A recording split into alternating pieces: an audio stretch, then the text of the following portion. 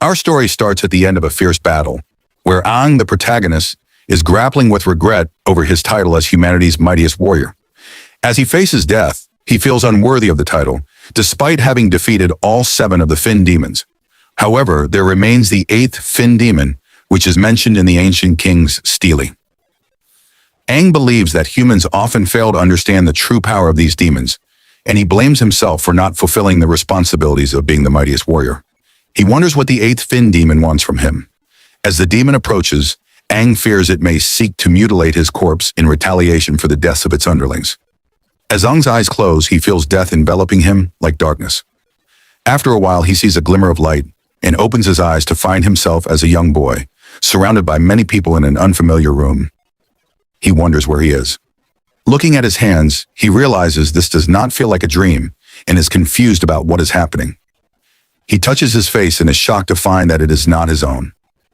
His once ruggedly handsome and charismatic features are gone, and his sturdy physique has vanished. He is deeply concerned about his current whereabouts and identity. It was the Halos urban area, where the 3rd captain, Yacht, was addressing the gathered people. He wanted them to understand clearly what it meant to undertake the warrior examination, and that a warrior embodies protection and hope. He recounted a story from the year 3069 when their planet faced its doomsday. During that time, 6 colossal structures, known as the ancient king's steles, descended from the skies. Creatures, now known as demons, arrived and began massacring humans. After enduring brutal battles against their own extinction, humanity developed a way to fight back using grafting equipment. By recycling the cores found within the demons and equipping themselves with this technology, humans were temporarily granted powers on par with the demons. About 60 years ago, Aang, humanity's mightiest warrior, who was revered as a king by the warriors, led the world's forces against the greatest demonic horde ever recorded. The great battle raged for weeks, painting the world in a crimson hue. Ultimately, the warriors succeeded in defeating the demonic horde, delivering a crushing blow to the demons, and thus granting humanity 60 years of uninterrupted development and growth. Aang was shocked to hear about the events from 60 years ago and realized he had somehow been transported into the future. Yaya continued, explaining that the victory came at the cost of countless warriors who sacrificed their lives for the greater good, including Aang himself. Reports indicated that Aang had died in battle while fighting against several of the strongest of the 7 Fin demons. That battle marked a turning point for humanity. It cast aside its fear and rose from the darkness, determined to bring about a new dawn. This battle was known as Battle of Dawn. Aang thought this account was incorrect. He knew that the strongest demon was the 8th Fin demon, and although he was losing consciousness at the time, he had definitely seen it. Even now, humanity remained unaware of the true power of the demons. Yaya continued, emphasizing that without the fallen warriors, no one would be there to uphold the ideals of protection and hope. He asked if they all now understood what it meant to be a warrior. They all agreed. Aang murmured to himself that something was not right. Yayat heard Aang's murmur and approached him, noting that it seemed Aang did not fully understand what it meant to be a warrior. He then asked for Aang's name. Aang hesitated, wondering whether he should reveal that he was Aang, the mightiest warrior of whom they were speaking. He questioned whether they would even believe him, given that he had been transported from 60 years ago into a frail new body. Yayat learned Aang's name and expressed his disapproval, stating that it was disrespectful for such a great name to be borne by someone who could not grasp the fundamental qualities of a warrior. He accused Aang of disrespecting the legacy of the mightiest warrior. In his anger, Yayat punched Aang. Aang was shocked and realized that his current body was so weak it couldn't even respond to such an attack. He never imagined he would bear the same name again. Yayat informed Aang that he would be keeping a close eye on him during the upcoming warrior examination. He then instructed everyone to proceed to the examination grounds for their physical assessment. Lance asked Aang if he was, and introduced himself, expressing his pleasure at meeting Aang. Lu, visibly angered, reproached Lance for calling Aang by the great name of Aang when he was clearly a weakling. She then asked Aang if he still believed he would possess the same powers, just because he shared the name of the mightiest warrior. Aang was taken aback by Lu's arrogance, and questioned how she dared to speak so disrespectfully about his name. Lance explained that Lu was a prominent figure among their batch of warrior candidates known as the Solam Rakshasi. She was the daughter of the renowned Seto noble family from the Helos urban area. Aang recognized the Seto name as familiar. Lance helped Aang to his feet and inadvertently clicked a picture of the moment, joking that it was a mesmerizing bromance. As Tenny and Lu paused upon noticing the photo, Lu told them to continue. Ang then asked Lu who she was. Lance inquired if Lu took the photo. Ang told her to focus on more important matters.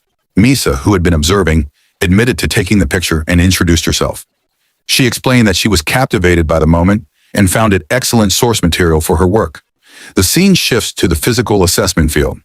Ang thought to himself that despite his current body's condition, he was still the mightiest warrior. He found it laughable to hear what it meant to be a warrior in front of him, and was confident that his results would surprise everyone. The referee announced that the first physical assessment would be a long-distance endurance test. As the warriors took their positions and the race began, Ang was determined to finish first and set a new record. However, he ended up with the worst time, coming in last. Exhausted, he realized that his body was in worse shape than he had anticipated, and others laughed at his performance. The second test was the explosive arm strength test, in which Ang also finished last and even sprained his wrist. The third test was the explosive leg strength test, requiring participants to jump. Ang's jump was only half the distance of Lu's, who referred to him as an idiot. The referee announced that Ang was in last place in all the physical assessments, achieving the worst results in history. He warned that Ang might be eliminated from the examination. Ang was deeply disappointed by his performance. Misa continued to snap pictures, thinking it might be the last time she captures moments of Ang and Lance together. The referee informed Yat that, given Ang's results, he was considering eliminating him from the second test. However, Yat responded that while Ang might seem like a hopeless case, he still deserved the chance to participate in the second round, which would likely be his last assessment. He instructed the start of the second round.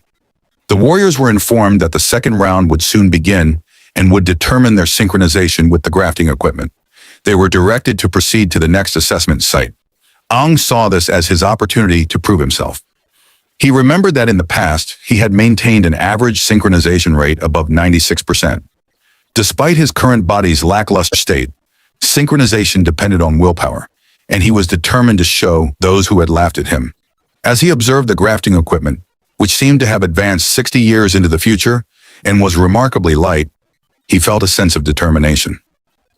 Lu achieved a synchronization rate of 39%, the highest among the candidates, which was expected given her training in the Marshall family. Someone was eager to make her his girlfriend, and she was indeed dazzling. As she descended, Tenny and others praised her extensively. With an air of confidence, she headed to the lounge. Once there, she was thrilled to learn that she had achieved a 39% synchronization rate. Although she enjoyed the admiration, she decided to keep a low profile and calm down. Ang was impressed by Lu's 39% rate on the first test. Lance remarked on Lu's strength and spirit, noting that there was a fire burning beneath her slender physique. Ang sensed the same fiery presence in her. Lance mentioned that Ang didn't seem nervous. Ang replied that he was accustomed to such situations. The assessment continued. Many newcomers experiencing the grafting equipment for the first time displayed pained expressions. Due to the impact from the demon core, their bodies were subjected to extreme strain during their initial grafting. Some participants could not endure the pain and gave up. The warriors who achieved the lowest synchronization rate, with a minimum of 10%, would pass the test. Lance achieved a 24% synchronization rate. Naturally, there were some unexpected results. Misa scored 30% and also passed the test. Yat commented that the assessment had revealed some promising rookies. A girl noted that, including Misa, there were a total of 6 warriors who had shown exceptional potential in their batch. Yat acknowledged that while there were some promising candidates, there were still others who sorely lacked the necessary qualities. Finally, it was Ang's turn. Others were mocking him, speculating about what his synchronization rate would be, given his poor performance in the first round of assessments. Ang thought to himself that they would regret their laughter.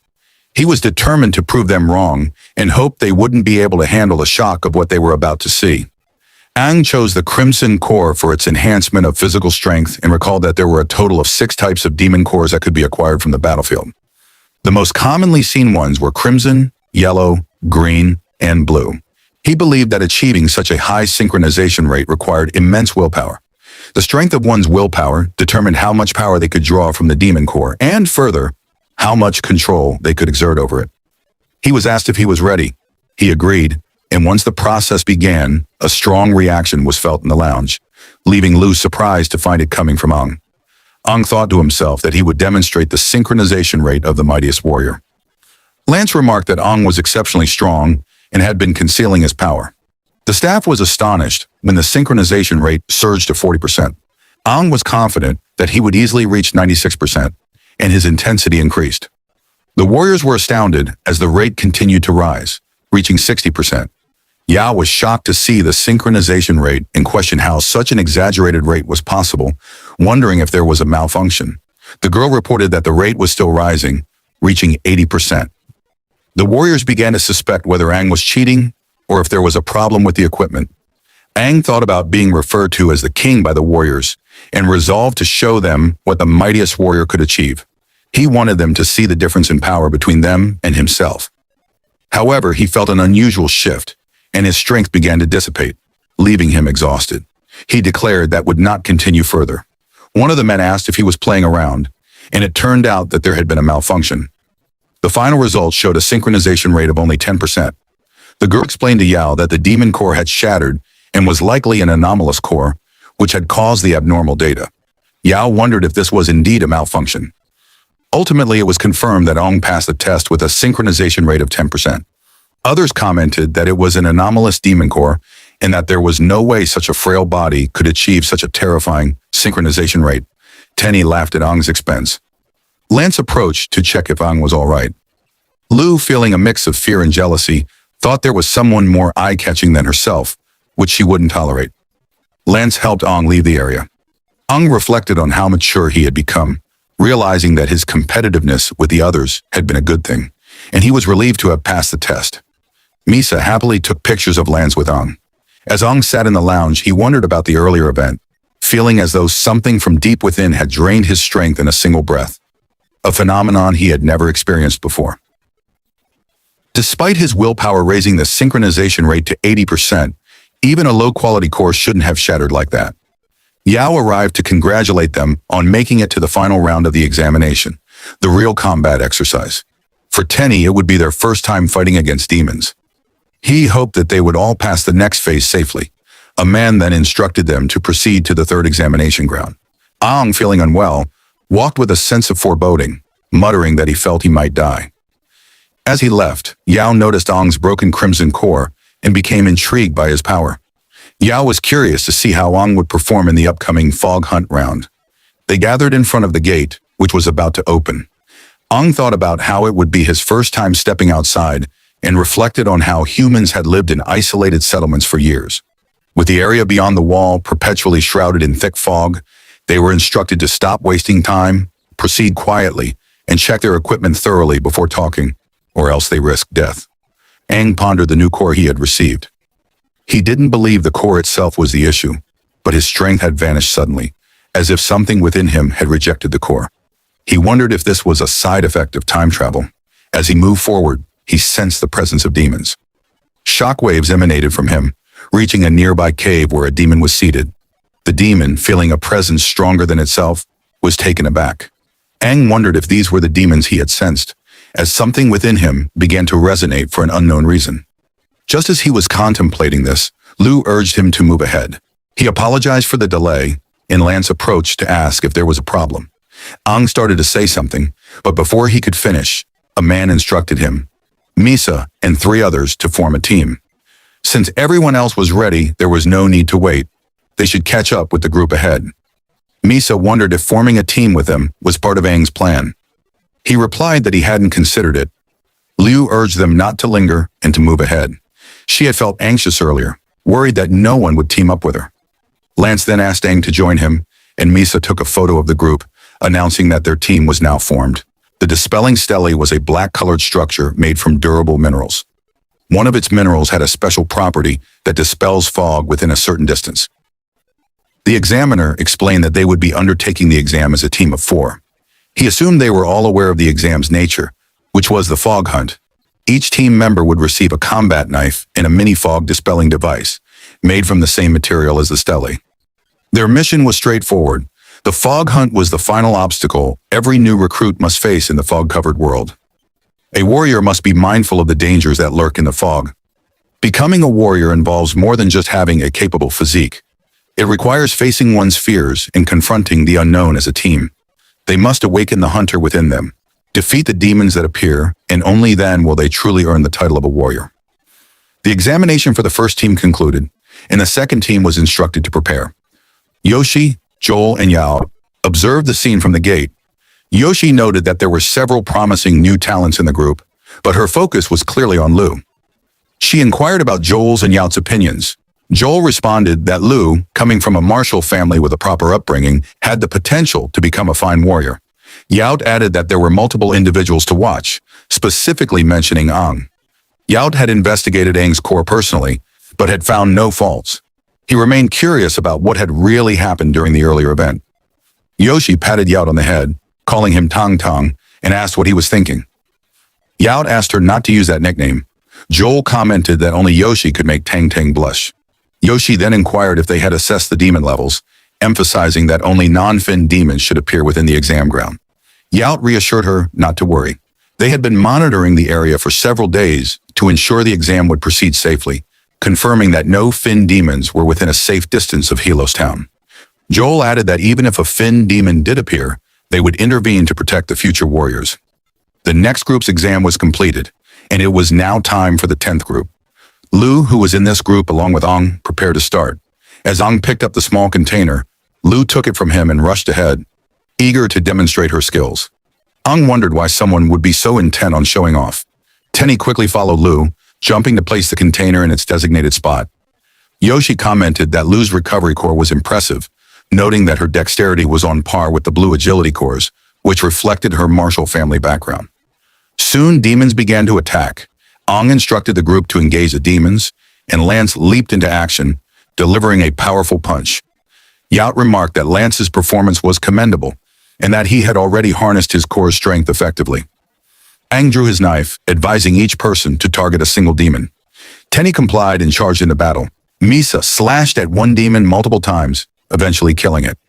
Lance also eliminated a demon with a single punch.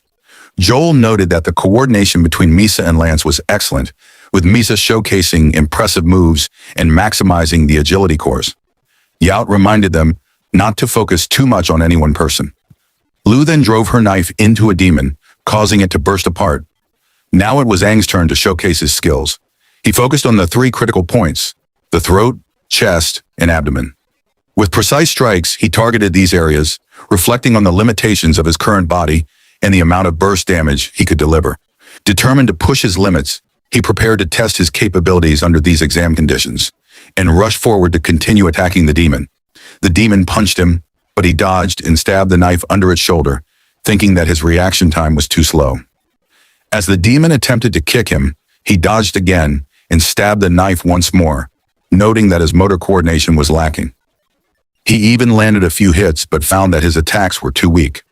Lance remarked that it seemed like Ang was toying with the demon. Misa was taking pictures and wondered if she would capture everything. Lu remained unresponsive but thought that Ang was intentionally showing off. Finally, Yoshi noticed and asked who he was, observing that he was pressing his attacks effectively. Joel added that Ang also seemed to move like a seasoned veteran. Ang concluded that his body couldn't use any of the abilities from his past, and he was tiring quickly, a dire situation. He decided it was time to finish off the demon. However, as he rushed to attack, something emerged from the group to kill the demon. Misa wondered what those roots were. As they fought the demon, a one-fin demon emerged. Recognizing the threat, Yao instructed the warriors to fall back, and they quickly complied. Yoshi and Joel also engaged the one-fin demon. Yoshi urged the hunters not to panic and to retreat to Yao, who promised to protect them until they reached town. The one-fin demon remarked that a human felt like a demon. Ang and his 3 friends were already trapped and wondered what the demon was saying. Lu thought the no-fin demon was no match for the one-fin demon and feared she would be torn to shreds in an instant. Ang realized that his current body wasn't equipped to handle a one-fin demon and felt overwhelmed by the fear of facing such a formidable opponent as an ordinary warrior. The one-fin demon incapacitated the 4 of them and began to carry them away. Joel and Yoshi rushed to confront the demon, but as it fled underground with the 4, Joel instructed the group to follow. After some time, the trail ended abruptly. Yoshi wondered how a one-fin demon could have appeared suddenly, given that Yao had repeatedly checked the area for days without making any mistakes. This kind of incident had never occurred before. Yao arrived, questioning where the 4 warriors had gone and why they had stopped tracking the demon. Joel told him to calm down as the trail had ended. Yoshi explained that the one-fin demons seemed to have descended deeper and that they shouldn't rush since the area ahead was unexplored. Yaod, recalling his past and the loss of his brother, pounded the ground in frustration, blaming himself for the danger faced by the four warriors. Joel suggested returning to town, betting that it had descended into chaos in their absence. He proposed sending search teams to investigate the surrounding area and ensure no more one-fin demons were present. Yoshi agreed that no one expected such an outcome, but emphasized the need to stay calm, even though she knew it was difficult for Yaod. Yaod stood up, telling both Yoshi and Joel to return to town while he continued searching for the four warriors, assuring them not to worry. Joel began to speak, but Yoshi interrupted, instructing Yaod to return before sunset. Yaod agreed and ventured into the fog. Yoshi remarked that they wouldn't be able to change Yaod's mind. Joel agreed, adding that Yaod's younger brother had been taken by a demon, and Yaod still blamed himself for that loss. Yoshi noted that if Yaod's brother were alive, he would be around the same age as the captured kids, and they likely reminded Yaod of him. The scene shifts to the cave where Ang and the others were tied up. Ang woke up, confused about their location, and was relieved to find that everyone was still alive. The demon appeared from behind, commenting that Ang was the first to wake and seemed different from the other three. The demon was curious about Ang's identity and why he had a similar aura to that of the demon, even appearing stronger than the one-fin demon. Ang asked what the demon was talking about. In response, Ang emitted a red light, breaking free from his restraints and charged at the demon. The demon dodged Ang's attack. Ang thought to himself that in the past, he could have sliced the demon's head off before it even had a chance to react. He needed to rescue the others. He noted that the one-fin demon had a red core, which gave it agile movement and flexible limbs, enhancing its reaction and attack speed. However, this also meant that its joints weren't protected by thick skin, making its agility both a strength and a weakness. Just then, the demon extended spikes from its hand and stabbed them into Ang. Ang realized that targeting the demon's joints was the only way to exploit its weakness. He pressed hard to force the demon's hand out, determined not to be underestimated. He declared to the demon that he had killed countless one-fin demons before. The demon responded by delivering a brutal kick, injuring Ang and causing him to bleed. The demon taunted Ang, stating that even though he knew its weakness, as a wood-type demon, it could regenerate its body. Ang was shocked, as he believed only green core demons had regenerative abilities. He wondered if demons had evolved over the past half-century. The demon accused Ang of underestimating it, and then used roots to stab through Ang, drawing him closer. Grabbing Ang by the head, the demon said that he still didn't understand Ang. Ang felt the roots piercing through his organs, causing intense pain and making it hard to breathe. He had only just been reincarnated, yet it seemed he was already on the brink of death. He feared for the lives of the other three as well. Just as in his past life, Ang felt that everyone would die alongside him, and he was filled with regret and sorrow. He lamented his weakness and felt profound remorse for his companions. The one-fin demon, sensing Ang's weakness, decided to consume him in order to evolve. However, as the demon prepared to eat Ang, another demon within Ang questioned if the one-fin demon planned to consume him. It pondered whether, if Ang died, the demon's plan would be thwarted and expressed frustration at having to use its remaining consciousness in such a dire situation. The one-fin demon sensed an overwhelming, terrifying aura. As the demon form within Ang began to emerge, the one-fin demon wondered if it was a five-fin or six-fin demon. The release of energy from Ang's demon was immense, causing tremendous pressure and sending waves of power into the sky. The one-fin demon was struck with fear as the eight-fin demon revealed itself. The eight-fin demon declared itself the strongest red core demon and the king of the one-fin demon. Meanwhile, Yacht continued his search, dispatching all the demons that crossed his path. After a while, he paused and reported that he had searched the surrounding area, but had only encountered 2 no-fin demons. He felt that the 4 candidates were not there, and resolved to continue searching until he found them before sunset. He also noticed a massive energy flux in the distance, and wondered what it could be, speculating if the candidates might be involved. Ang, on the other hand, expressed his surprise at emerging in such a dark and sunless place. He demanded that the final demon answer truthfully, whether he had disappeared, and if the other 5 were still reigning as King Fins. The final demon confirmed that nothing had changed since then. Also, Ang remarked that it seemed the demons were existing relatively peacefully. Anger surged within him as he recalled the events from 60 years ago and questioned whether they had forgotten what they had done to him. He then attacked the final demon, expressing his frustration. He lamented that despite choosing the body of the mightiest warrior as his vessel, it had proven to be so weak after time traveling, leaving him deeply disappointed. Ang was frustrated that he was wasting the last of his consciousness on such a trivial situation. If he wished to reveal himself again, he would need to wait until he was fully awakened. He had to wait for the mightiest warrior to gradually regain his full memories. The final demon explained that the fin memory Ang referred to was associated with their evolution. Ang noted that the protrusions on their knees and the number of fins they had indicated their level. When they grew new fins, they required fin memory, a trait unique to their kind. This was why they were always stronger than other races, and the warrior Aang currently embodied was the same as them. However, they could only evolve after devouring a demon of the same level. Aang needed to consume demons of a higher level to awaken the fin memory and evolve. The final demon said this would be a gift from the eight-fin demon. He pledged to support the eight-fin demon and serve him with all his abilities. The eight-fin demon replied that he was unworthy, and his only value was to enable Aang to awaken his fin memories. He had already prepared the first stage for Aang and didn't want to disappoint him in future leveling. The eight-fin demon needed Aang to slowly awaken to the eight fins, and when the time came, the eight-fin demon would awaken from his deep slumber. He then merged back into Aang. Aang was reminded of the past, where he and a boy were gravely injured. A man had told Aang that he wouldn't die because a girl was waiting for him. Aang had questioned why the man wasn't dying, and noted that his face was changing. He opened his eyes in the present and wondered if he was dreaming. Realizing these were old memories, he was taken aback. The curtains opened, revealing Lu, Misa, and Lance, who were delighted to see Aang awake. Aang was shocked to see them. Misa noticed a change in Aang's hair and jokingly asked if the demon had taken him to a barber. Aang, confused, asked what she was talking about, and then inquired about their well-being, recalling that they had been taken underground by the final demon.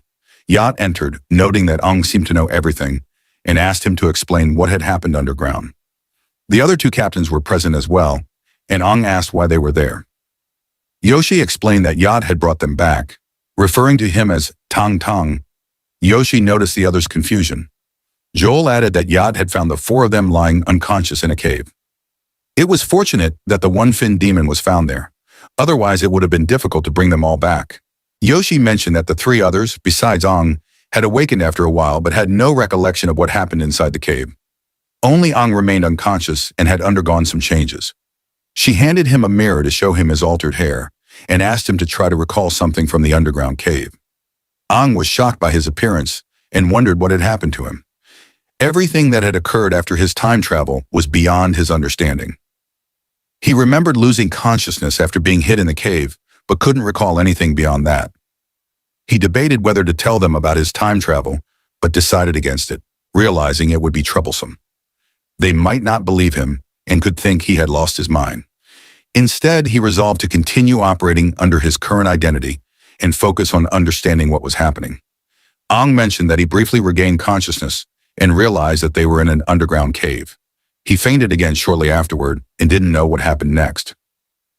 Yat wondered if he might be overthinking things. However, upon arriving at the scene, he noticed blood on the walls. Joel approached Aang and pointed out that the name associated with him was the same as that of the mightiest warrior. He noted that while Aang's fighting skills were impressive, he was still lacking in certain areas. Joel asked if Aang had fought demons before. Aang denied, explaining that while he was interested in combat and had done extensive research on demons, he had no direct experience fighting them. Yoshi remarked that Aang seemed well-studied and advised Yat not to give up on training such a promising warrior. Aang then inquired about the status of his warrior examination. Misa informed him that they had passed and were now part of the Stilk team. Lance added that due to recent incidents, Yat had organized them into a group of 4. Lu noted that they were falling behind compared to others. Yat explained that teams had to accept missions to gain points, and since Aang had been unconscious for 3 days, they hadn't accumulated any points. Aang was shocked to learn he had been unconscious for so long. The next day, the 4 of them, prepared and dressed in their proper uniforms, stood in the town. Citizens discussed the new warriors who had gathered 3 days ago. Yat congratulated them on becoming official warriors and commended them for surviving an encounter with a one-fin demon. He would be leading their squad, which was one of 9 under his command. Yat expressed his hope that they would stand out among the other squads. Aang thought the rules seemed tougher than before. Lance asked Aang if he had really never heard of the squad leaderboard. It appeared that Aang was a newcomer without much knowledge about it, and currently they were at the bottom of the leaderboard. Yacht explained the details of the leaderboard and informed them that the bottom squads would face monthly punishments, such as becoming the cleaning squad, until the next month's rankings were decided. Ang understood why the town was so clean. Yacht appointed Lu as the leader of their group and asked if there were any objections. Lance and Misa had no objections. Ang wondered if they would later regret not making him the leader. Lu was excited about his new role. Yacht instructed them to take missions from the board and to become accustomed to using their nano-wings in battle. He told them to come to him if they encountered any problems. As Yacht left, Lu suggested they check the available missions, noting that they needed to catch up with the others. Misa, however, pointed out something more important. They needed to take a group picture. They quickly took the photo. Yacht later asked Joel and Yoshi for their thoughts on the situation. Yoshi mentioned that, as Yacht had noted, there were no fin demons around the cave. All had succumbed to explosive deaths, leaving blood splatters across the floor. Joel asked Yacht if he suspected that the 4 candidates were responsible for this. Yacht replied that he felt suspicious about Ang, noting that Ang had a familiar odor about him. Yoshi advised Yacht not to overthink it and expressed her happiness that the 4 had returned safely. She requested that Yacht train them hard so they wouldn't lose to her squad. Yacht assured her he was being serious. Joel suggested that they keep observing and to inform them if Ang did anything noteworthy. The scene shifted to the mission board, where Ang was pleased to see that all the missions were of the Iran level, each offering 10 points upon completion.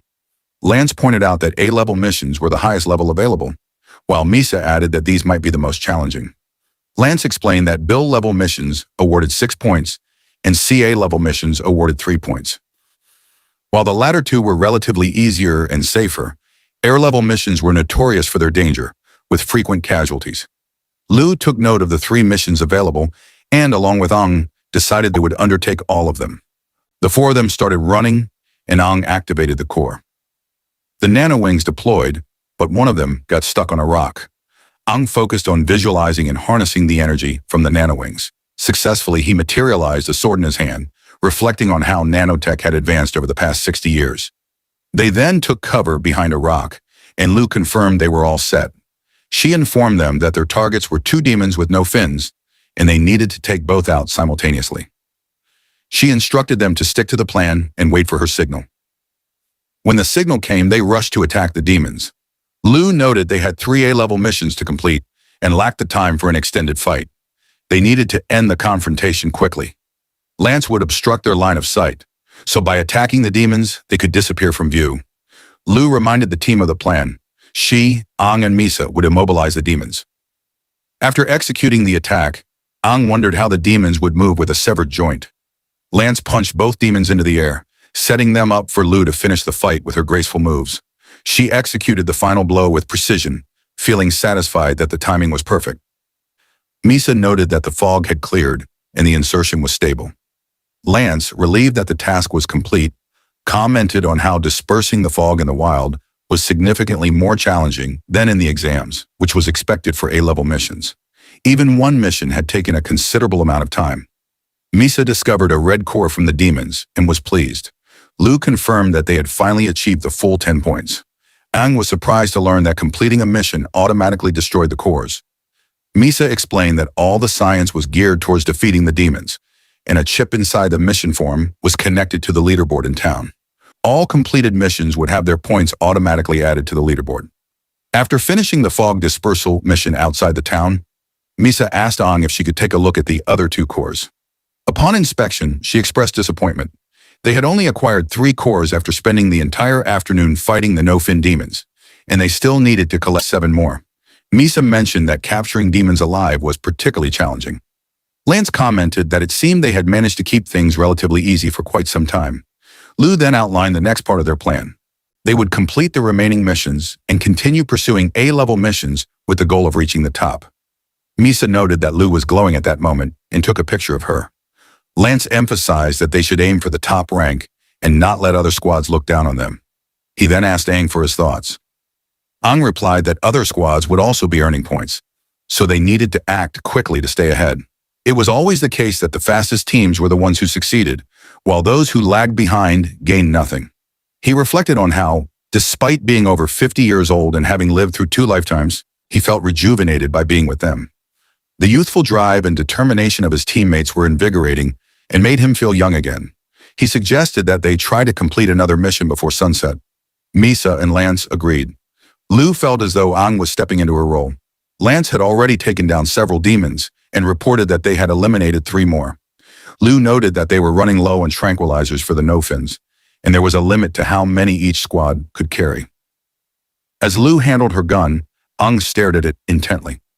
Lu explained that it was a nanotech tranquilizer gun, which would allow them to capture the demons. Ang recalled the past, when capturing demons required brute force and beating them unconscious, often leading to complaints from researchers about brain damage. Lance remarked that it was fortunate they had captured the demons, especially since they were out of tranquilizers. It seemed they had completed the mission, having slain an entire group of demons to capture the 3 alive, and there were more than 10 in total. Stretching out, Misa reminded them that all other warriors had to return before sunset, an ironclad rule with punishments for late returns. She suggested they head back. Ang wondered if he even had a home in that timeline. Lu mentioned that she needed to hurry and return as well.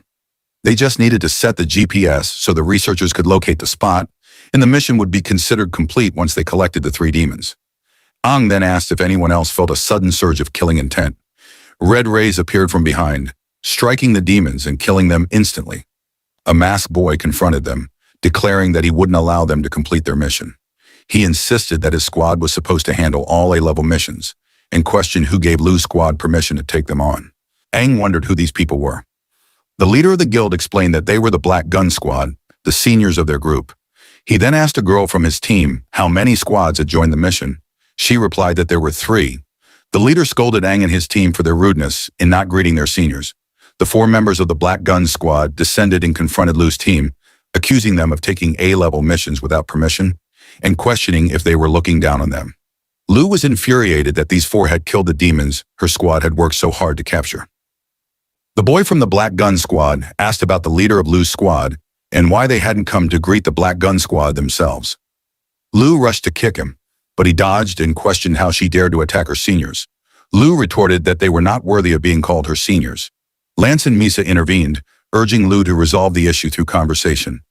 Misa expressed frustration over the Black Gun Squad's unreasonable behavior. The boy, now unmasked, challenged Aang, telling him to be ready for a fight. Lu, eager for battle, also prepared to engage. As the battle was about to start, Yacht intervened, blocking the attacks from both the boy and Aang, and pushed them both to the ground. Aang thought the fight was over and was curious to see how strong the current generation of warriors was. Yacht, visibly angry, reminded everyone that the sun was about to set and that they were still causing trouble. He warned them not to provoke the demons. The boy then claimed that they were attacked by others. Liu questioned why he was speaking to the captain. Misa revealed that she had photos of the Black Gun Squad killing the demons that Lu's squad had captured. Lance asked when Misa had taken these photos. Yacht clarified that they were the ones who had taken the A-rank mission. Lu reported that the mission had been successful until the Black Gun Squad interfered. Yacht acknowledged this, explaining that while the interference seemed unreasonable, similar situations had occurred with the Black Gun Squad when they were new. Yacht stated that he would not involve himself further. It was up to the squads to resolve their conflicts on their own. The only thing that mattered was the points at kata, and while direct harm or endangerment of others was not allowed, other methods to achieve mission goals were permitted. The rules were the same for everyone, and they would face even more despicable situations in the future, though not insignificant ones like this. Yacht had only stopped their duel because the sun was setting, so he instructed everyone to return to the town immediately. He told the Black Gun Squad that it was shameful for them to let a rookie squad handle A-level missions and advised them to go back and reconsider their actions. As the boy was leaving, he asked Aang to dare reveal his name. Aang provided his name, and the boy, feeling a bit unsettled, turned to his friends and questioned if they had heard that Aang was the name of the mightiest warrior. The boy declared that he wouldn't allow Aang and his squad to take points easily and vowed to make them the last ones. Pointing to the injury on his face, he promised to make Aang pay for it. He put his mask back on and instructed his squad to leave. As they departed, Yacht remarked that while the Black Gun Squad might not be the strongest, they were known for their swift and decisive actions and would likely go out of their way to sabotage Lu's squad's missions. Their team leader also used a gun. Although the boy hadn't shown his gun, Yacht admitted that he was quite strong for a rookie. If everyone had fought seriously, the outcome might have been different. Yat then told the four of them to head back to town. Lu, contemplating the situation, saw Ang standing there and asked why he had acted so recklessly. She also expressed her appreciation for his kick. Lance invited Ang to his home for dinner that evening, but Ang declined. Lance inquired if Ang had a secret plan, to which Ang agreed. He thought he would focus on capturing 3 demons alive that day.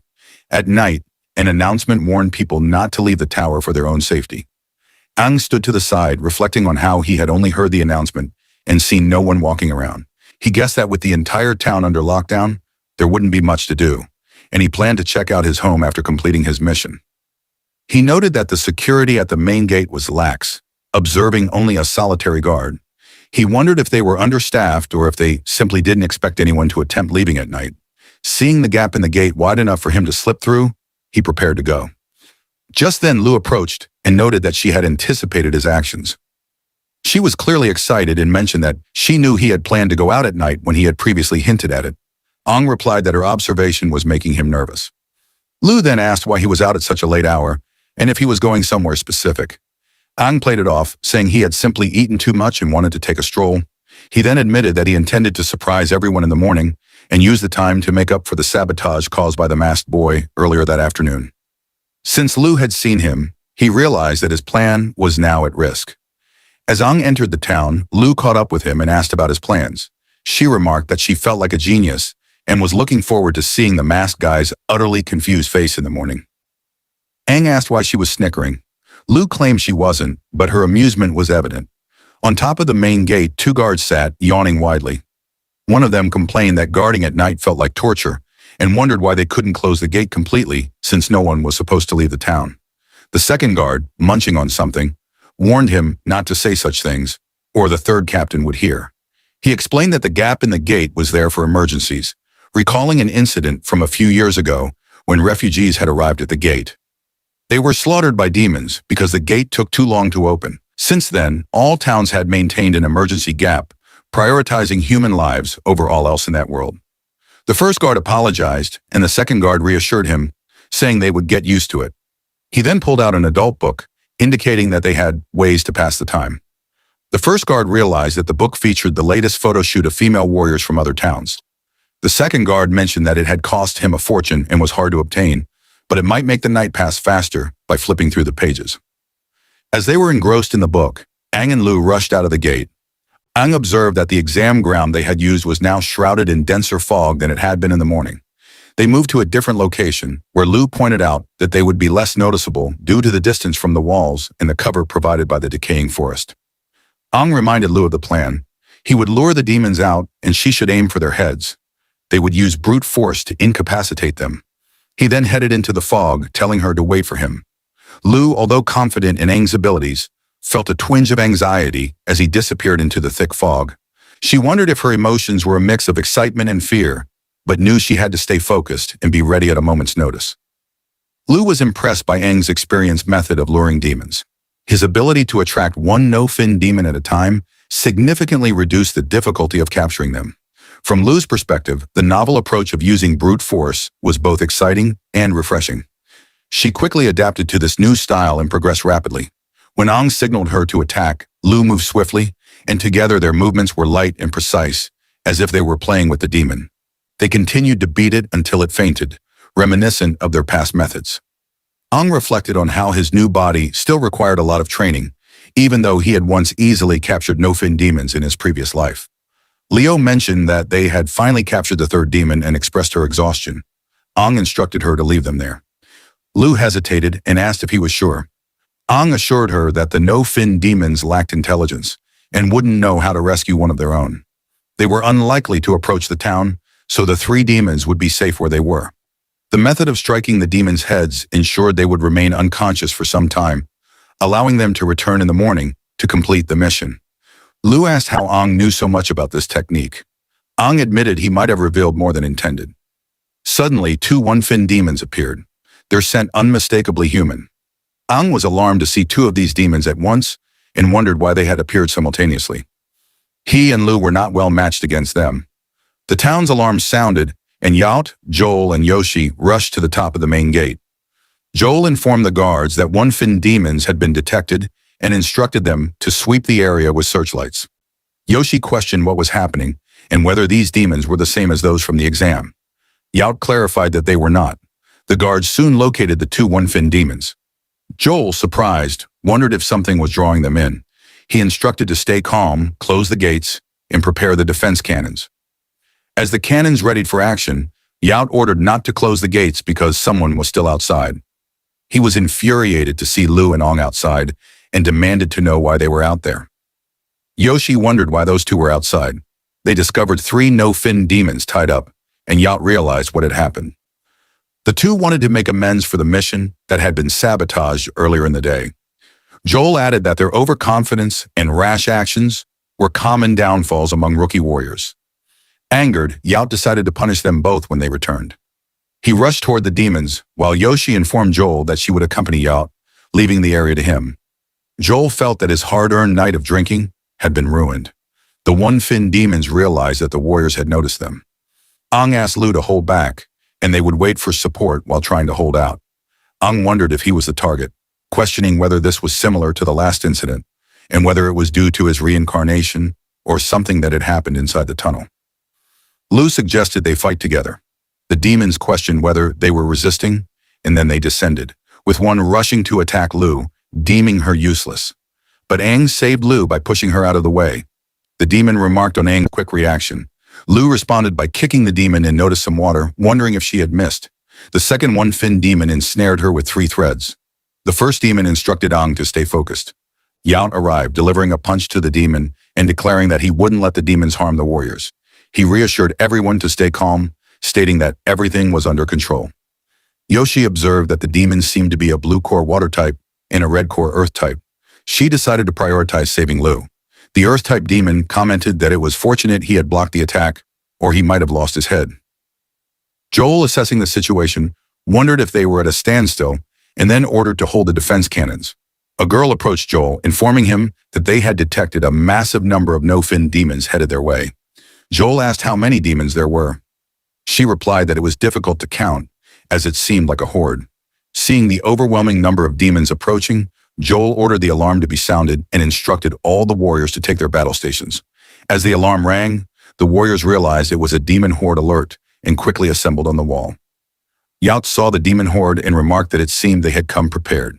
Aang noted that the demons had bypassed them and were heading towards the town. Yoshi mentioned that the two one-fin demons had summoned the entire horde, so they needed to resolve the situation quickly. Lu urged them not to worry about her and to focus on defending the town. She felt she had been careless and had become a burden to the captains, referring to herself as a failure as a team leader.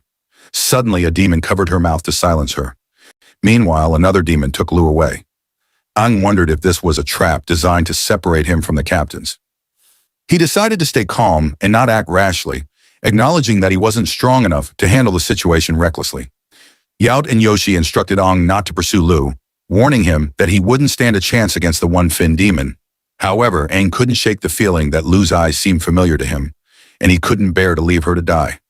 Ignoring their warnings, he rushed to follow the one-fin demon. The demon set Lu down and remarked on how intriguing it was. The demon was fascinated by humanity's many emotions and had heard that humans often scream when they feel hopeless. It then demanded Lu beg to satisfy its curiosity.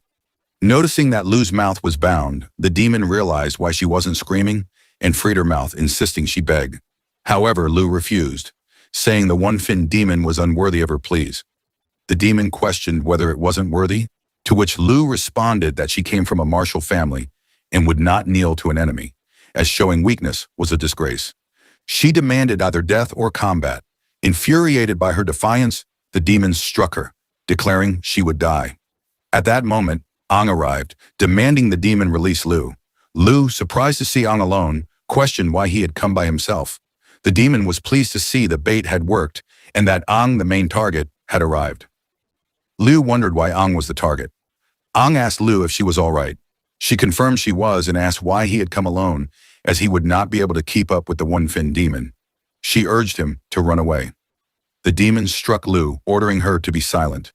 Aang pleaded with the demon not to hurt Lu, offering to take her place if it would let her go. The demon, however, charged at Aang, declaring that they would all die. Aang attempted to counterattack, but the demon dodged his strike and hit him instead. Ang realized that his body was struggling to react quickly enough to the demon's attacks. The demon remarked that Ang smelled like them and expressed curiosity about why. Ang wondered if the demon was of the water type and noted that demons had evolved significantly over the past 50 years, gaining numerous attributes. His own frail body could only mimic past movements, rendering him unable to use his abilities effectively, which meant he wouldn't last long in this fight. Lu was worried, realizing that Aang would die if things continued this way, and she cursed him for coming alone. Determined not to remain passive, she resolved to take action. Meanwhile, Aang was battling the demon and seized an opportunity to strike. The demon taunted Aang, noting that he had already killed a one-fin demon in the cave, questioning why he appeared so weak now. Aang replied that he didn't understand the demon's comments and asked when he had ever liked a one-fin demon, finding the accusation nonsensical. The demon told Aang that he didn't like his tone and would punish him accordingly. He performed a strange and painful act on Aang, warning that if he lied, he would die. Then he attacked Aang, causing him to fall back and become entangled with several trees. Aang, in agony, wondered if the demon had ruptured all his organs. Liu, seeing Aang's suffering, felt a sense of urgency to help. The demon approached Aang and warned that if he didn't reveal the information, he would be eaten, which would somehow contribute to the demon's evolution. As the demon moved to capture Aang, Liu intervened with a fierce attack, knocking the demon away and telling him to keep his hands off her teammate. Aang thought Liu had forcefully extricated herself from the situation, her wrists and ankles burning. Liu confronted the demon, declaring that if he wanted to kill someone, he should kill her first. The demon agreed and instructed her not to dodge his attacks. He then assaulted Aang from all directions, while Liu remained in place, blocking each attack. Aang urged her to dodge, but Liu explained that if she moved, the attacks would hit him instead. She asked him to let her focus. Despite her efforts, some spikes emerged from the ground and struck her feet. The demon captured her and declared that instead of killing her, he would torture her to make her scream. Aang lay there watching in despair and thought about how ironic it was that despite his reincarnation, he still had to witness his teammates die before him. He felt a deep frustration at having to be saved by a girl and questioned how he could protect others when he couldn't even protect himself. He wondered why he had to endure the death of his teammates once more and why he felt so weak. Suddenly, Aang unleashed a tremendous amount of aura, freeing Liu from the demon's grasp. The demon, puzzled by Aang's action, questioned whether it was merely the wind pressure that had caused the release, noting that Aang hadn't actually attacked him. Aang told Liu that she had done well for her first time as squad leader and instructed her to leave the rest to him. He gently laid her down. The demon, sensing a familiar smell, speculated that there were secrets about Aang. Aang, confused by the demon's comments, felt a surge of power emanating from his chest, rising upwards with an intense pressure as if it was about to burst forth.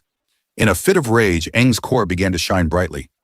The demon, noticing the transformation, wondered if it was a kingfin core. Liu saw the rays emanating from Aang and heard him declare that he knew the one-fin demon was going to die. Aang had awakened to his one-fin form. Meanwhile, Yaut and Yoshi were engaged in combat with another demon. The demon, feeling disoriented, sensed a powerful aura similar to its own. Yaut landed a punch, followed by Yoshi's kick, which left a noticeable hole in the demon. The demon, enraged by the damage, began to glow with intense energy. Yoshi noted that it was self-destructing and asked Yaut what he planned to do while she prepared to protect him. The demon proclaimed that all humans would perish. At that moment, a blast of immense speed, delivered by a spear, propelled the demon away to a considerable distance. Yoshi identified the attack as coming from the defense cannon. Joel, along with the others, was battling the no-fin demons and noted the sheer number of them, realizing there seemed to be no end. He reported that he might be able to change things in the future. He then used his healing power on Liu.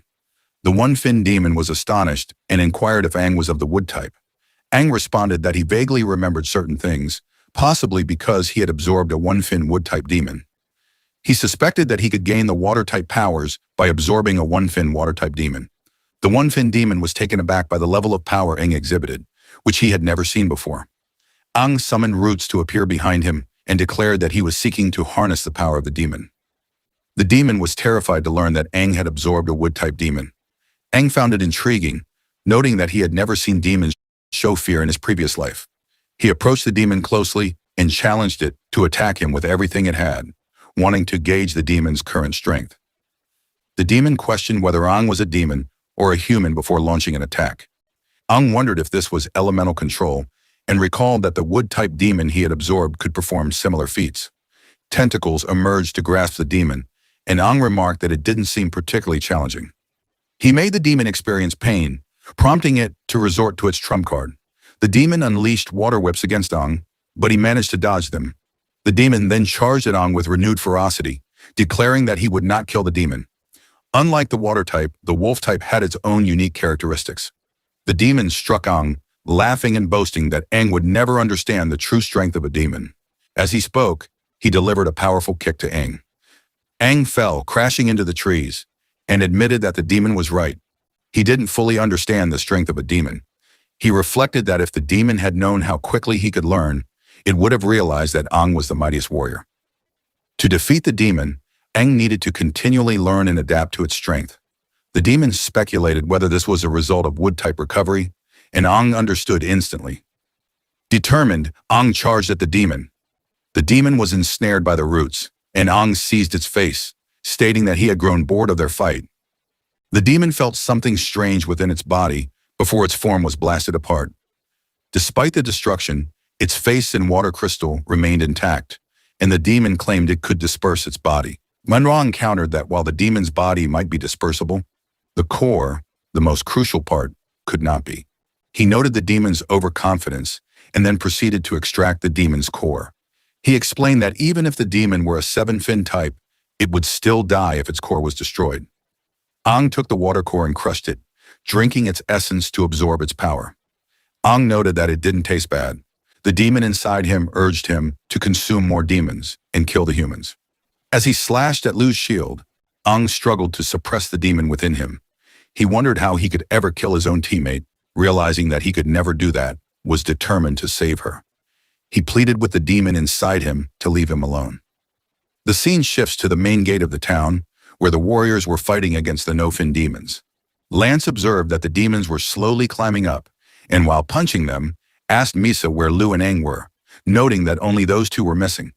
As Misa continued to dispatch demons, she mentioned having heard some warriors talk about two who had sneaked out and were targeted by a one-fin demon. She speculated that these could be Aang and Lu. Lance was shocked to hear that the two had sneaked out. Misa asked him to stop pressing her for information, explaining that the two were indeed targeted by the one-fin demons, and she had no idea what had happened to them. She also wondered why the one-fin demons had appeared so suddenly. Lance instructed her to focus on the demon horde for the time being and continue fighting. Finally, Yoshi and Yacht joined the battle. Joel asked about their cores. Yacht replied that the depletion rate was under control and that Yoshi's core should be in a similar condition. Yoshi asked Joel if he had any plans. Joel explained that since Yoshi and Yacht had killed a one-fin demon, the attacks of the normal demons had weakened. However, the other one-fin demon was not present, and the remaining demons were behaving like a leaderless mob without any clear motive.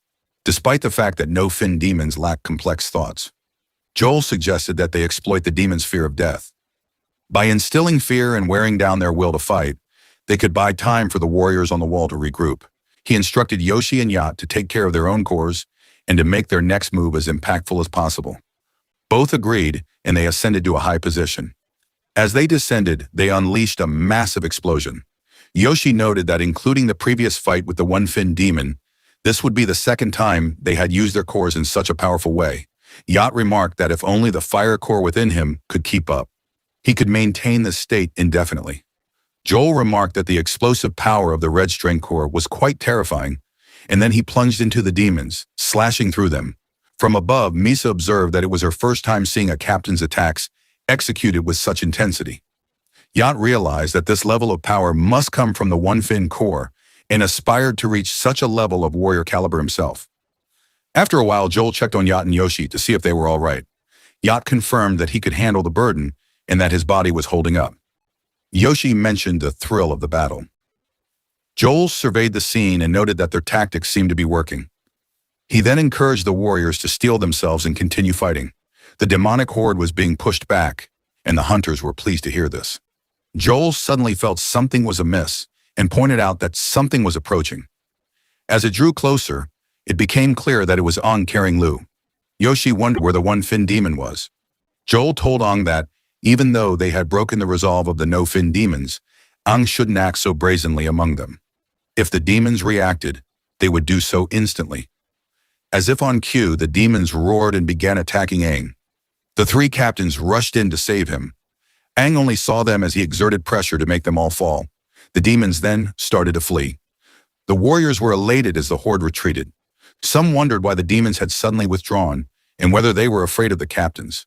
Others agreed, noting that the demons were likely terrified after witnessing the captains' incredible display of force. The warriors praised their captains for their bravery and strength. Yat wondered if the retreat was due to their actions or if Ang had played a part. As Ang returned to normal, he noticed that the captains were coming to assist them. In his dreams, Ang spoke with the eight-fin demon, who told him that Ang must surely enjoy his powers. When Ang asked who he was, the demon replied that Ang had seen him before, though it had been over half a century ago, and he should remember. Ang realized that the demon before him was one of the eight-fin demons, and he asked how many there were. The demon replied not to worry. All doubts would be cleared in time. The demon then appeared before Ang, who was lying down, and introduced himself as the Crimson King Fin, the strongest of his kind. He noted that Ang did not panic upon seeing him, which was expected from the mightiest warrior, and that Ang's willpower to resist his manipulation was impressive. The Crimson King assured Ang that he would not be harmed. Ang asked why the demon had chosen his body and what had happened to his own. At that moment, another eight-fin demon emerged from behind Ang. Touching his face, the demon said that Ang would understand in time. He explained that Ang's body was now infused with the power of Crimson, and for both their sakes, Ang needed to work hard and evolve. The Crimson King added that after this, they would become ever closer to the perfect version of himself. Ang, growing angry, questioned what the demons took humans for, and then got to his feet and punched the demon. In reality, Ang rushed to attack and grabbed Lu's shirt, preparing to punch her. He then regained his senses and wondered what he was doing. Lu slapped him, and others questioned why Ang had acted this way. Jun then arrived and asked if this was how they should treat their savior. The others greeted him as master, while Lu referred to him as father. Joel informed Ang that Sun was the head of the Sato martial family and asked why Ang did not recognize him, given that he was from Halos. Ang realized that Sun was the father of his teammate and surmised that he had been cared for even while unconscious. He apologized to Sun for the trouble he had caused. Sun reassured Ang not to worry and expressed gratitude on behalf of the Sato family, acknowledging that Ang had saved Sun's daughter.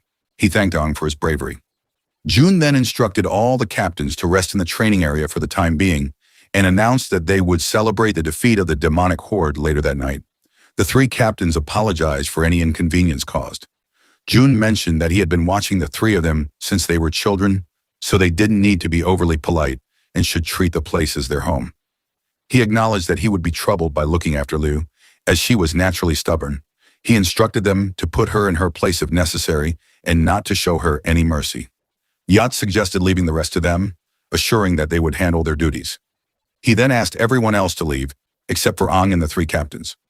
Once they were alone, Yat asked Ang what he knew about the one-fin demon that had appeared during the exam and the demonic horde. Joel added that despite Ang being a member of Yat's team, there was no room for hesitation. He then bluntly asked Ang if he was a demon. Ang asked if they were serious, reminding them that he and Lu had barely escaped from the one-fin demon. Joel pointed out that Yoshi and Yat had defeated a one-fin demon together and questioned whether Ang was claiming to have defeated one on his own. He then demanded to know how Ang had managed to escape. Ang wondered if there was really no other way to explain his actions and what excuse he could offer. Joel pressed him, suggesting that Ang might be working with the demons, which could explain why the demons allowed him to escape each time. Ang contemplated whether he really had to reveal his secret and what the consequences might be. He feared that if he confessed, they might kill him immediately, and he worried that they wouldn't believe he was human. Instead, they would see him as a threat due to the powerful demon within him. Joel's stern expression made it clear that he wanted answers. Ang wondered if he truly had to fight against them, and if this situation was really happening. Yoshi intervened, telling Joel that it was enough. He explained that only a four-fin demon could transform into a human, and it didn't seem likely that Ang was such a demon. Even if he were, there would be no reason for him to come to a sea-level town like theirs. Yat explained that demons were inherently selfish and lacked the concept of teamwork, so they wouldn't help others. Since Ang had saved Liu, Yat concluded that he couldn't be a demon. Joel then patted Ang on the back, revealing that he had been teasing and questioning why everyone was so serious. He acknowledged that Ang and Liu had narrowly escaped death and must be exhausted. Yat added that Liu had mentioned passing out after battling the one-fin demon and did not remember what happened afterward. He asked Ang how he managed to escape with Liu. Yoshi inquired if Ang had defeated the one-fin demon. Ang reflected on how he had indeed defeated it and realized that his worry about the demon within him had nearly made him forget. He claimed that he was a genius and acknowledged that his ability was a bit much. He explained that he could instantly optimize and enlarge the core's strength, which allowed him to briefly surpass his current power.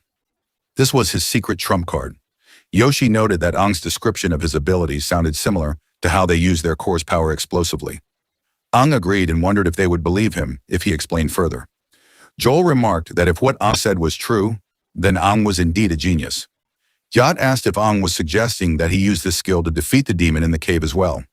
Ang confirmed that he had invented this technique the first time he faced a one-fin demon. He explained that his body had absorbed all the power from the core instantly, allowing him to defeat the demon with a single attack. He had blasted the demon to pieces when its guard was down. But because it was his first time using the technique, he passed out afterward. He had used the same technique again to save Liu, but his body could not handle the output, causing him to pass out once more. Yat considered that if Ang's account was true, it would explain why the core in his chest was damaged both times. The amount of power had exceeded the limits. He marveled at Ang's genius. Yoshi agreed that if Ang's explanation was accurate, it validated Ang's claim that it was too much for him to handle. Yoshi noted that their technique was similar, but they had trained to limit the burden on their bodies when using their core explosively. Since Ang could not control it as they did, he advised that Ang should refrain from using the technique again until he learned to control it properly. Jot agreed with Yoshi and said that if Ang was truly a genius, there was no reason to turn down a sparring match. They moved to an open area with Ang preparing to face Yat. He thought that Yat still didn't fully trust him. Yat, appearing enraged, challenged Ang to attack. Ang braced himself, wondering how he would fight Yat. Even though his current power was considered basic compared to his past abilities, his body couldn't handle a full-on fight. He contemplated whether he should try using the demon's strength. Yat rushed in with incredible speed, but Ang managed to dodge, witnessing massive destruction as a result. Yoshi called out to Yat, urging him to control himself. Yat replied that, if nothing else, Ang's reactions were commendable. Ang realized he was relying entirely on his past life experience, but this was already his limit. As Yat attacked again, Ang dodged and noticed that Yat was causing extensive damage to the arena, treating it as if it were his own home. Yat moved swiftly to grab Ang by the neck, asking if that was all he had to offer. Ang realized that his body couldn't escape Yat's grip. Yat then slammed Ang against the side wall. Joel observed that Yat was going overboard and suggested they stop him. Yoshi reassured him that Yat wasn't the type to harm someone unnecessarily. Yat taunted Ang, questioning whether he truly deserved the title of genius. Ang, unwilling to be looked down upon, recalled that he was called a king by the warriors. He thought that if Yat knew who he really was, he might view Ang differently. Since Ang had claimed to be a genius, he felt compelled to demonstrate something worthy of the title. Acknowledging his reincarnation, Ang decided to stop adhering to his old limitations. He resolved to use the demon's power within him, considering that Yat, being a 209-month-old child himself, wouldn't mind a little trickery. Ang unleashed his aura, surprising Yoshi. He challenged Yat, saying it was his turn to attack. Yat sensed something unusual in the air. Ang believed that by harnessing the demon's power, he could even enhance the synchronization rate of the low-quality core in his chest. It seemed he could unlock the body's full potential merely by altering his consciousness. Joel wondered if he could also sense this increase in synchronization. Yoshi questioned whether it was truly possible for an obscure sea-level town like Helos to produce someone as talented as Ang. Yat noticed that Ang's synchronization rate had risen to 40% and was still climbing. Liu's rate was at 39%, and Ang had surpassed her. Ang instructed Yat to stay focused before rushing in to punch him. Yat realized that Ang was now twice as fast and that his own performance had improved. Ang mentioned that it was merely a feint. Yat suspected that Ang was using the brief lapse in his reaction and a low body attack to throw him off balance, and that Ang was not attacking recklessly. Then, Ang delivered a kick to Yat as well. Joel thought it was a barrage of attacks and wondered where Ang had acquired such a high level of battle experience. Shun arrived, noting that it wasn't a good idea to be in close range with a brawler like Yat. Yoshi and Joel approached Shun, who asked when he had arrived. Shun explained that he had come while they were focused on the battle. Joel apologized, explaining that Yacht wanted to use the training ground for a small spar with Ong and apologized again for the minor disturbance. Shun glanced at the broken floor and inquired if that was the minor disturbance Joel mentioned. Joel assured him that Yacht would cover the damage. Shun said it was fine and expressed curiosity about Ong, who shared the same name as the mightiest warrior. He wondered how Ong would handle Yacht's counterattacks. Yacht had caught Ong's leg. Shun remarked that Yacht had always been like that. As soon as he saw an opportunity to counter, even if just for a moment, he would seize it with precision. His many years of fighting demons had only sharpened his judgment. Shun observed that having his ankles and movements seized in this manner would be difficult for Ong to escape, and it seemed Yacht was about to learn a painful lesson. Ong told Yacht that it was actually he who had caught Yacht. Ong struck Yacht's head with his own, landing a solid hit. Yacht wondered what had just happened. Ong explained that while the human skull was fairly durable, the area between the eyes was softer. He then charged in to attack again. Despite the incoming blow, Yacht remained steadfast. Joel watched in shock. Ong unleashed a massive blast, breaking the ground and demonstrating an all-in-one offensive and defensive technique. He decided to test the demon's power further. With immense force, Aang attacked again, causing Yacht to retreat in fear. Yacht vanished and reappeared behind him. Yoshi was stunned as Ong used the dust to maneuver into Yacht's blind spot and turned Yacht's own move against him. Joel remarked that Ong was quite vengeful, while Shun noted that he was a remarkably fast learner. Yacht managed to grab Ong, reminding him not to forget that this was his move, and that he knew it better than anyone. Shun commented that Yacht was now losing his edge. Ong threw a punch but intentionally missed, creating immense pressure. Yacht wondered why Aang had missed. Ong explained that he preferred grappling techniques, and had they used them from the start without holding back, he would have had no chance. Yacht took a hit to the head, which blurred his vision and caused him to misjudge the situation momentarily. Seizing the opportunity, Ong managed to gain the upper hand. Now everyone believed in his skill. Shun continued to wonder about Aang's true abilities. At that moment, the gate opened, and Misa, carrying a lance along with Lu, entered. Misa asked what was happening, noting that dinner was almost ready, and Lu's family had prepared some exquisite dishes in a large room. She was shocked by the destruction around them. Aang explained that most of the damage was the captain's fault. Lu inquired if this had been a sparring match. Joel told Yacht that he had lost. Aang mentioned that he often forgot against demons, and the sudden change in the opponent's size and style had caught him off guard. Shun advised them to set aside formalities. The sparring match was over, and it was time to start the feast. Aang expressed his hunger and thanked Shun for the invitation. Shun reflected on Aang's determination, power, restraint, and incredible battle experience, noting that Aang had shown remarkable potential and had not gone overboard, allowing Yacht to save face. Shun then asked Lu if she was interested in Aang, which shocked her. Everyone gathered to sit down for dinner. Shun raised a drink and asked to be allowed to speak on behalf of the town, expressing gratitude for their protection and honoring the warriors who had fought until their last breath. He said they were eternally grateful and praised Aang for his incredible actions, particularly for saving Lu.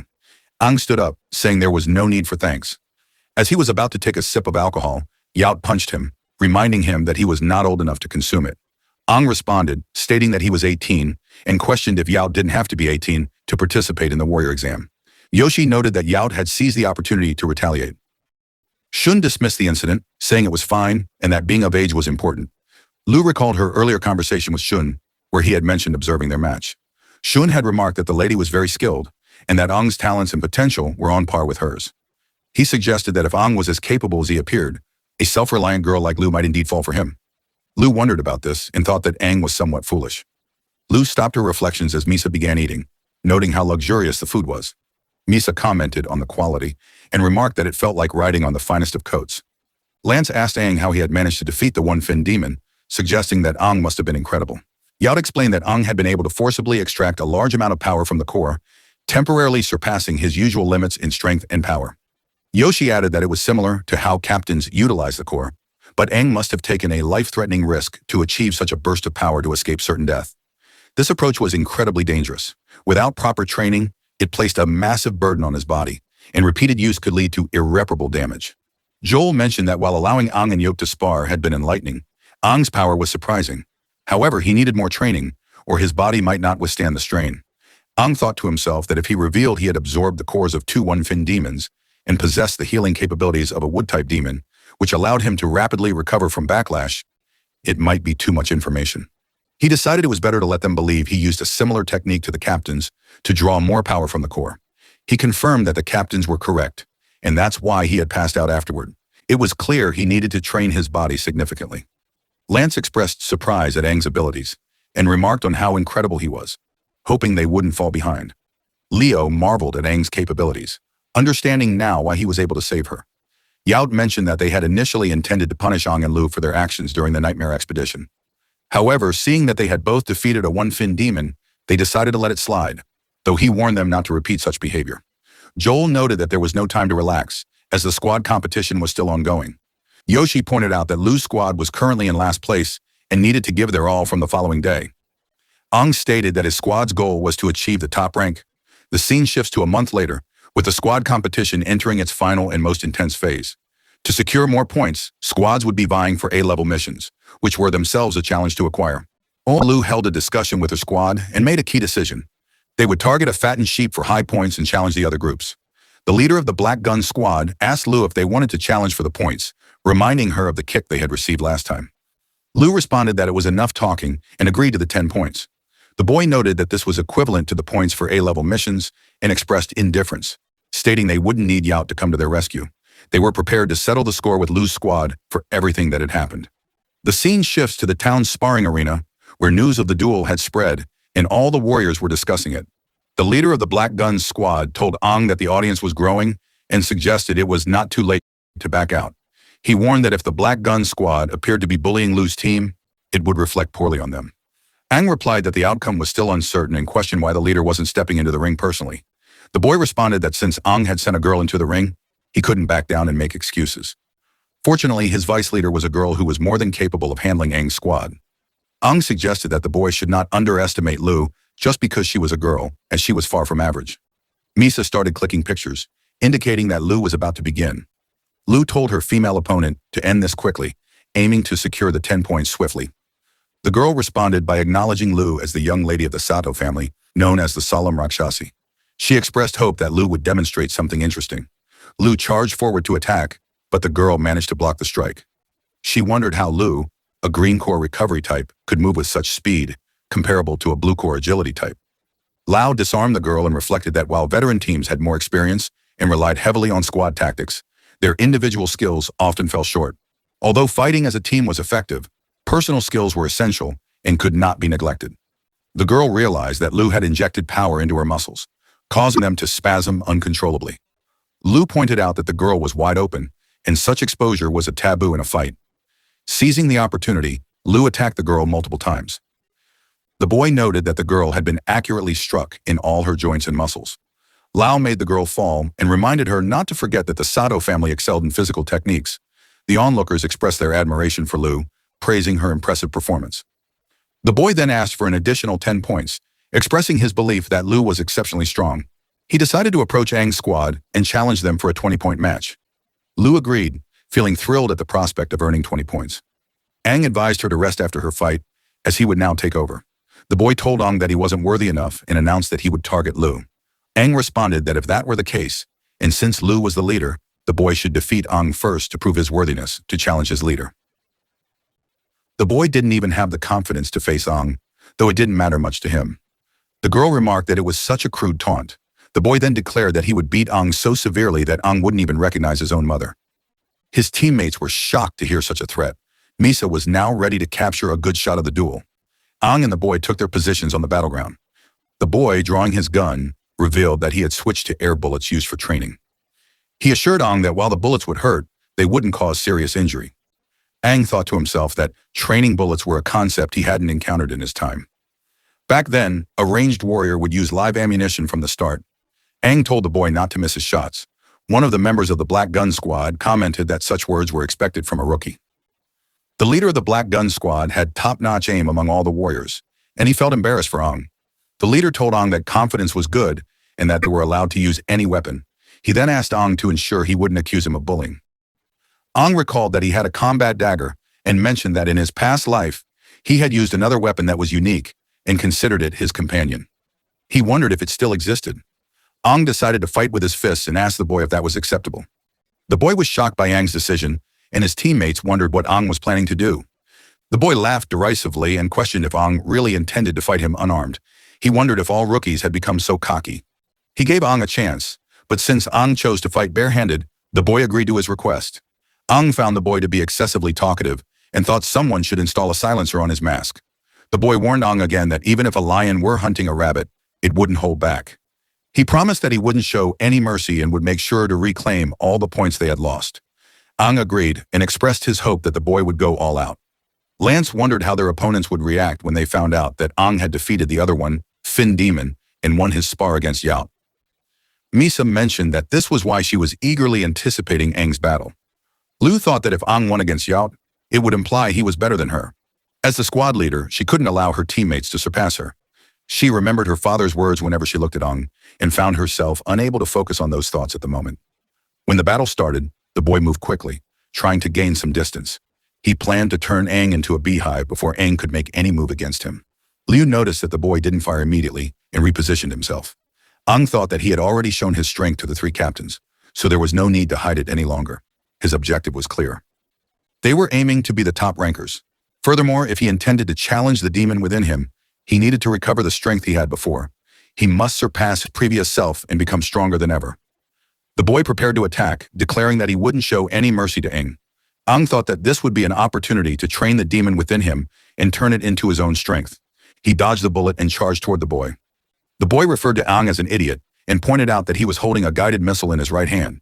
The boy fired a barrage of bullets, and Ang realized that the high-velocity, lock-on bullets would be difficult to evade, even for agility-type blue-core demons. If even one of them landed, it could be disastrous. Ang was glad he had chosen this boy as his opponent, as it would allow him to test his current capabilities. He decided to use his water skills to mount an attack. Onlookers marveled at how Ang dodged the bullets, noting that his movements were as fluid as water. The boy remarked that he hadn't wanted to use his trump card just yet. A member of the Black Gun Squad thought that his leader's gun was excellent at storing power and could imbue the bullets with energy for a more powerful strike. As Ang approached the gun, his opponent challenged him to see how he would evade the high-accuracy explosive rounds from point-blank range. Ang punched the gun, sending the shot into the air and causing the boy's aim to miss. Ang then struck the boy's hand to take control of the gun and kicked him, making him fall. Ang placed his foot on the gun and announced that he had earned 20 points. The boy trembled and insisted that it was impossible. Lance and Mina praised Ang for his performance. Lu, unable to clearly see what had happened, wondered where Ang had learned such skills. The squad ultimately gained 30 points from their encounter with the Black Gun Squad and attracted the attention of others. Soon, many more warriors, including older squads, came to challenge them. Motivated by the thrill of victory, Lu's squad accepted these challenges with points on the line. They won more than they lost, and their points soared at an alarming rate. By the end of the month, despite the envy of other squads, Lu's squad stood at the top of the rankings and secured their place in the finals. The final competition was set to be held between three squads. The scene shifts to the three captains, where Yoshi expresses her emotions every time they return to the ruins at the end of the month. She observes their squads improving step by step and notes that it is usually the same faces each time. She then inquires how Lu's squad managed to shoot to the top of Yout's squad rankings in just a few days. They had defeated 8 different teams, and she heard they used their points strategically to challenge other squads and won most of their fights. Yoshi criticizes this as a ridiculous method and asks Yout to put a stop to it. Yout replies that the points were earned through their own strength and there is no reason to stop them. He adds that, with Ang and Lu on their team, their squad is already strong. He has secretly observed a few of their fights and found that the other 2 members of their squad are also quite capable. They arrive at a gate, and Joel comments that it has been many years since a new squad entered the squad finals, creating quite a commotion outside. Yout opens the gate, steps onto the ground, and expresses his anticipation for the upcoming matches. A girl asked how a squad that couldn't even make it to the finals could be considered a threat, and whether the other squads under Yout were so weak. Another girl warned her that they might overhear. The girl speaking was from Yoshi's team, the Sunflower Squad. Joel's team, the Luminous Squad, was also present. They commented that Yout's side was full of rookies and dismissed the hype surrounding them as false rumors. Meanwhile, Lu's squad was stretching, and Misa remarked that they all looked so intimidating. Lance mentioned that the Starflower and the Luminous Squads were the strongest teams under Yoshi and Joel, and were well known in Hellos. He added that the next 3 captains, who would succeed Yoshi, Yout, and Joel, were expected to come from these top squads. Ang said it was fine, and assured his squad that they just needed to give their all. He thought that even though his body was still lacking, With his secret power, he wouldn't lose to anyone at or below Yao's one fin core strength. He was confident that winning should be a breeze, and he was mainly curious about the prize. Yoshi asked her squad to gather. When they assembled, the leader told Yoshi that they were all ready and requested something special in addition to the prize if they won, specifically a shopping trip with Yoshi to a B-level town. A boy from the Luminous squad asked if the Starflower squad's great ambition was to go shopping with Yoshi, expressing that his squad hoped to face stronger warriors in a B-level town and wanted to spar with them. The girl from the Starflower squad was annoyed and pointed out that the boy wouldn't understand how important clothes shopping was for the girls. She found his comments irritating and thought they would never get along with the Luminous squad. Joel and Yao arrived, and Joel remarked on how lively the young ones were. He joked about sensing sparks of love in the air, to which the boys responded that Joel never took things seriously. Yao then asked Lu's squad to gather as well. Once they were assembled, Yao mentioned that, since they all knew each other somewhat, he wouldn't introduce them individually. He explained that the finals would be divided into team and solo matches, with the winner being the squad that accumulated the most points. Yoshi added that the rules for each match would be revealed when the time came, and they would announce the prize for winning to fuel their competitive spirit. She assured them that everyone was eager for the prize, and they would surely appreciate what they had in store. Joel announced that the first-place prize would be a one-week training session in a B-level town, which delighted the contestants. Lance remarked that this was finally something worthy of their time spent on missions. The other warriors began discussing their plans for the B-level town. Misa, for instance, wanted to bring a good camera. Yao then asked the squad leaders to come forward to draw lots. As the leaders drew their lots, the other warriors continued to speculate about the challenges they would face. Aang reflected on the many changes he was encountering. The classification of towns hadn't been so clearly defined in his time. Back then, towns were independent, and warriors could only rely on themselves. He remembered Lance mentioning that the town was classified as C-level, the lowest rank, with banned A-level towns above it.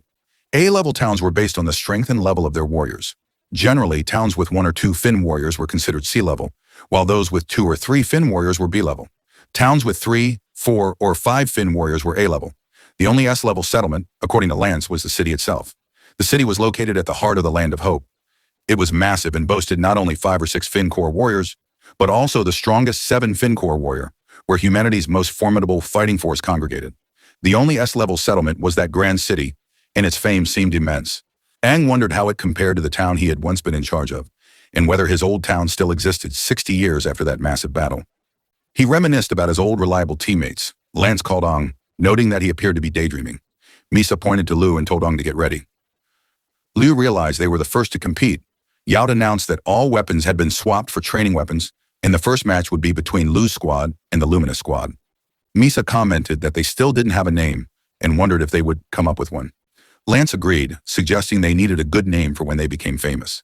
Aang thought it was a good suggestion and said they should discuss it later. Lu, meanwhile, was feeling nervous. The leader of the Luminous squad sneered, questioning how a ragtag group like theirs could hope to win. He instructed his members to focus on taking out their opponents, leaving Lu to him. Yao then signaled for the battle to begin. Lu realized that the battle was starting as a one-on-one match, and that the strategy was effective when their opponents were stronger. She regretted the circumstances and directed her team to group up. Aang observed that Lu seemed to have seen through their tactics. Her squad's most effective move would be to eliminate their leader, and he noted that the biggest flaw in the Luminous squad's strategy was that their entire team would crumble if they lost their leader. Lu's judgment, Aang thought, was commendable. The boy ordered his team to regroup and switch tactics, vowing that they would make Lu regret her decisions. As the battle began, Lu instructed her team to support her by covering her advances. Meanwhile, Aang, Lance, and Misa took down the other 3 Luminous squad members with precision strikes.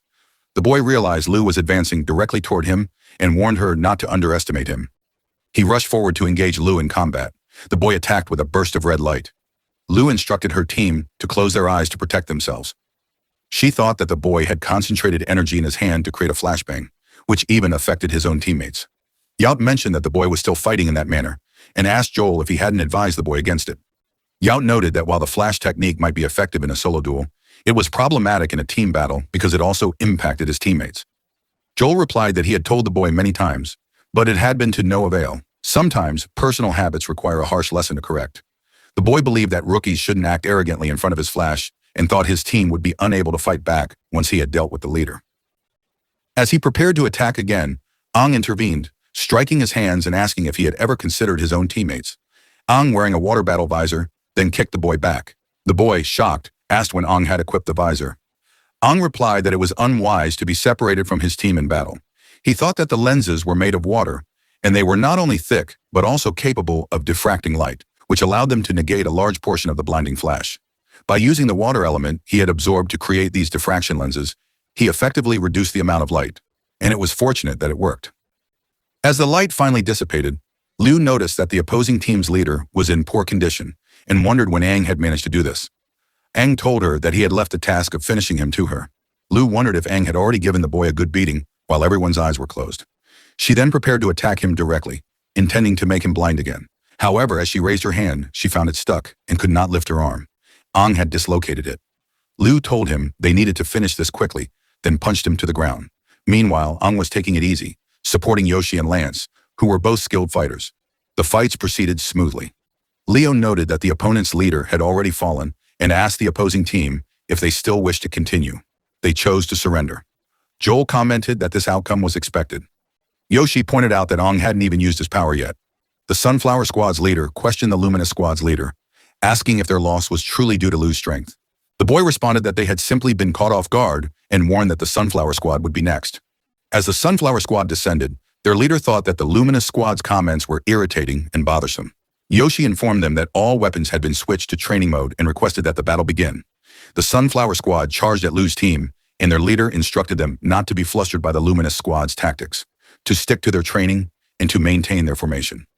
Lance decided to channel all his power into a single punch. When he struck the ground, he unleashed a powerful shockwave that cracked the earth. Aang considered using his power if a smokescreen were created. Lance made roots erupt from the ground to ensnare all the opponents. They were shocked and wondered where this power had come from. Aang thought it was effective and realized there were many potential uses for the elements he had absorbed from demons. He wondered how many elements existed in total. Liu instructed Lance to continue his assault. Lance charged, but the opponents managed to evade his attack. The leader of the Sunflower Squad ordered evasive maneuvers and told her team to regroup. She believed their formation had been forcibly broken. Liu and Misa then attacked the leader, who tried to block their strikes and called for support.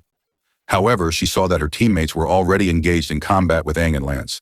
The girl noticed that Aang was handling 2 of her teammates alone and recalled the Luminous Squad's warning about Aang, noting that he was the strongest in Lu's squad and could influence the battle's outcome. Misa told the girl to focus, and the girl replied that she was an agility type. Misa then used her speed to attack the girl, ultimately leading to their victory. Yoshi declared that it was over, and Joel added that Lu's squad had won all the team battles. Now it was time for the solo duels. The warriors were informed that they could choose their opponents, so both the leaders of the Sunflower and Luminous squads requested to battle Aang. Yaot explained that the solo duels were to be one-on-one and asked who would go first. Aang, checking the time, responded that it was fine with him. He offered to face them both together. As the solo duels approached, Aang realized this would be the final fight and knew he needed to be serious. The boy remarked that it seemed Aang was underestimating both of them, while the girl vowed that Aang would regret his ignorance. Yoshi clarified that the rules remained the same as before. The duel would end when one side surrendered or could no longer continue. She then asked if they could begin. The 2 opponents charged at Aang together, with the boy attacking first. He questioned if Aang considered him an easy target, warning that he should not underestimate him. The boy used his flash attack again, and the girl wondered if they had restored their energy so quickly. She recalled the conversation with the boy, where he had assured her that since they were fighting Aang together, they could not afford to lose. He mentioned that the prize of advancing to the B-level town might still be within reach. He had a solid plan and handed her a special battle visor, explaining that it would help negate most of Aang's flash abilities. When he successfully blinded Aang, she would need to seize the opportunity to strike. The girl was taken aback by the value of the visor he was giving her. The boy emphasized that they couldn't underestimate Aang and needed to work together if they stood any chance of advancing to the B-level town. He reminded the girl to remember that the flash would be the signal, so she must not miss the opportunity. As the boy prepared to attack Aang, he declared that there was no way to escape, as his attack was 5 times stronger than before. Yoshi and the others struggled to see through the blinding light. The girl noted that the boy had converted a significant amount of gathered energy into an intense flash of light, even more powerful than the one used in the previous finals. Joel remarked that using such a large amount of energy meant that the core could not sustain it for long, indicating that they needed to finish this quickly. Misa admitted she was unable to see through the flash either. The leader of the Sunflower Squad thought that Aang would only be temporarily blinded and decided to maximize her agility to strike him down swiftly.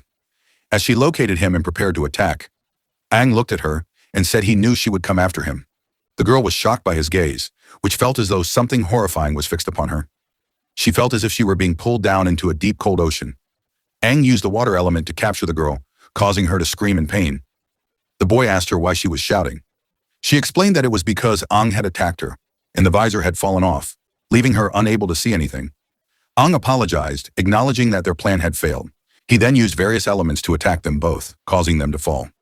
Yat observed the flashes of light and dust and hoped the warriors knew how to control their power to avoid casualties. He jumped to the ground to check the situation and sensed a different aura.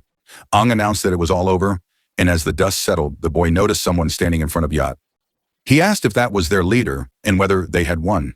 Lu denied this and guessed that it would be Aang. Lance, Misa, and Lu approached Aang. Lance praised him, asking how he managed to counter their attacks amidst the blinding light and defeat two opponents simultaneously. He noted that they could only see clearly after the light had dissipated and acknowledged that the battle was over. Aang revealed that he had managed to grab their visor and expressed satisfaction with having taken those items. Lu wondered why Aang always made her feel that something was not quite right.